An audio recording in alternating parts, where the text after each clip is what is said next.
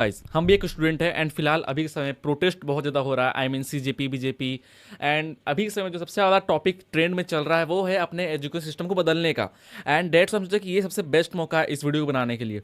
देखो जो भी स्टूडेंट्स लोग इस वीडियो को अगर क्लिक किया, आई डोंट नो ये वीडियो चलेगा मेरा नहीं चलेगा, बट अगर मेरा ओपिनियन अगर आपको अच्छा लगे सो प्लीज़ ये बात सुन के जाना लास्ट तक एंड प्लीज़ ना कमेंट जरूर करना। फिलहाल आज के मेरे बारे में वीडियो है कि अपना अगर एजुकेशन सिस्टम को बदलना है या फिर बोल सकते हो अगर उसको इंप्रूव करना, so how we can do it. मतलब सबसे बेस्ट रीज़न क्या है जिसके बारे में कोई बात नहीं करता, ना अपोजिशन पार्टी बात करती है, ना हम लोग बात करते हैं, ना कोई बात करता। बहुत कम लोग हैं जो लोग इस बातों से समझते हैं या फिर मन में डालते हैं, फिर पॉइंट ऑफ व्यू ऐसा रखते हैं।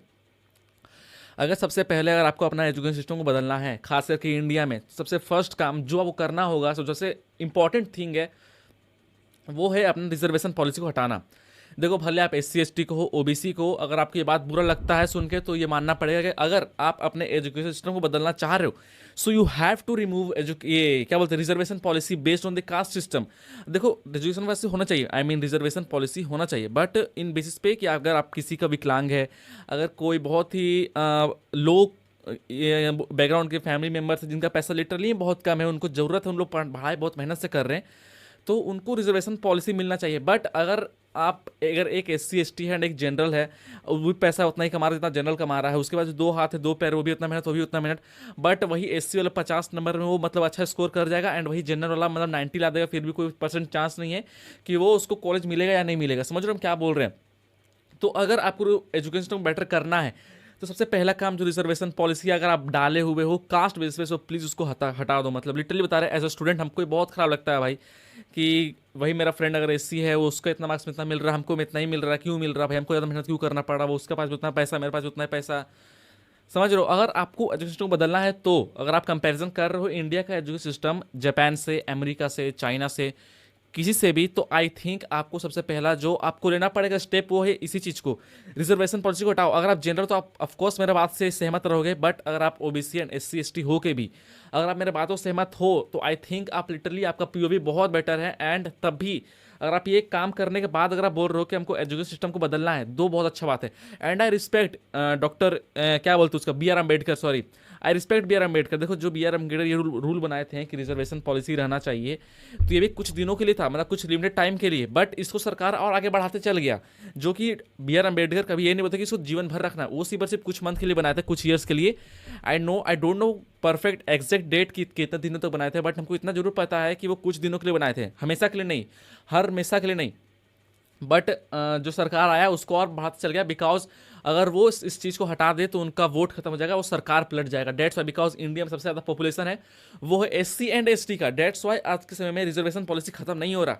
Dates why I want to know, I don't know ये वीडियो कितना लंबा हो रहा, बट एज अ स्टूडेंट हम लिटरली इस बात को एग्री करते हैं कि अगर आप एजुकेशन सिस्टम को बदलना चाह रहे हो तो सबसे फर्स्ट स्टेप जो आपको लेना पड़ेगा गाइस वो है रिजर्वेशन पॉलिसी को खत्म करना।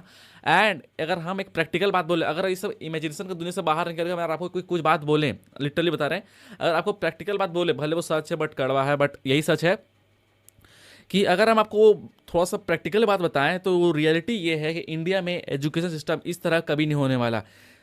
रिजर्वेशन पॉलिसी जिंदगी में कभी खत्म नहीं होगा, भले 2 साल हो जाए, 300 साल हो जाए, 400 साल हो जाए, रिजर्वेशन पॉलिसी कभी खत्म नहीं होगा। आगे लोग आते जाएंगे, आगे पीढ़ियाँ आते जाएगी, जब तक ये रिजर्वेशन पॉलिसी है तो आपका एजुकेशन सिस्टम फक्ड अप ही रहेगा। इट मीन्स कि एजुकेशन सिस्टम कभी भी बदला नहीं जा पाएगा इंडिया में।